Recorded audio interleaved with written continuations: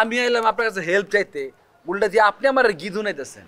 মামা সিনিয়র হিসাবে, মামা হিসাবে তোমার শাসন করতেছি। মামা শাসন করেন, মানা করতেছি না, কিন্তু আপনি ভুল শাসন করতেছেন, আপনি না জেনে করতেছেন।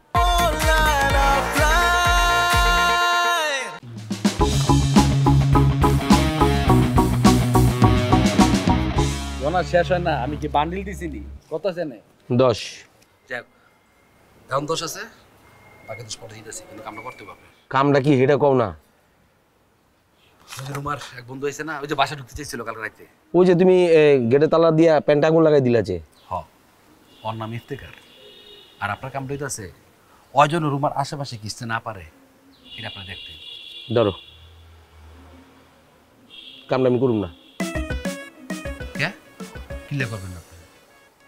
আরে কড়াকড়ির হিসাব পরে, আগে তো নিজের হিসাব করতে হইব কামটা আমি কেন করুম। এই যে রুমা ভাবি মানে রুমা আপা, সে তো আমার খুব কাছের লোক।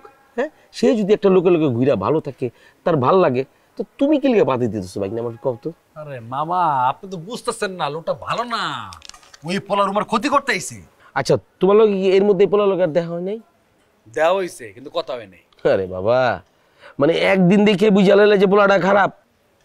মামা এটা বুঝলাম না, আমি এলাম আপনার কাছে হেল্প চাইতে, উল্টা দিয়ে আপনি আমার গিধু নাইতেছেন। মামা সিনিয়র হিসাবে, মামা হিসাবে তোমার শাসন করতেছি। মামা শাসন করেন, মানা করতেছি না, কিন্তু আপনি ভুল শাসন করতেছেন, আপনি না জেনে করতেছেন। ওই পোলাটা উদ্দেশ্য লাইছে, ওই পোলা কেমনি কেমনি জানছে যে রুমার কাছে অনেকগুলো টাকা আছে, ওই রুমারে এইটা সেটা বুঝাইয়া রুমার থেকে টাকাগুলো হাতায়া ওই ব্যাগে যাবো গা। তুমি সত্যি কইতেছো? মামা আমি আপনার কি লিগা বানায় বানায় মিথ্যা তখন, আমি কালকে অনেকক্ষণ ছিল ওই বাসা, শুনছি এইটা নিজ কানে শুনছি। অবশ্যই আমি তোমার কামটা করুম বাইক না, তোমার লাগে আমি কাম করুম না। আর বাইক না, এর টাকা পয়সা কিন্তু আমার সাতবা না, ঠিক আছে? আমি আজকে গিয়ে আরে কইতাছি যে রুমার বাড়ির আশেপাশে কারফিউ জারি করা হয়েছে, তোরে যাতে আমি আর এখানে না দেখি, ঠিক আছে মামা? এই যে মামা আপনি লাইনে আইছে, এইটা লয়ে এখন আপনার লাগে আলোচনা করি। আলোচনা করুম, ঠিক আছে, কিন্তু এই কাজের বিনিময়ে আমি তোমাকে বাবা একটা টাকা নিতে পারবো না। তুমি যেহেতু আমার বাইক না, তোমার কাছে আমি টাকা নিতে পারি, কও?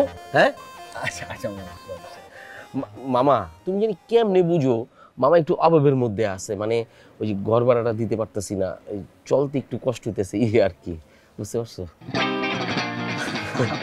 অন্য জিনিস বুঝছেন, আপনি জানি কেমনে কেমনে সব আগে তেই নাও বুঝে যান। মামা মানে একটু বুঝছোই তো।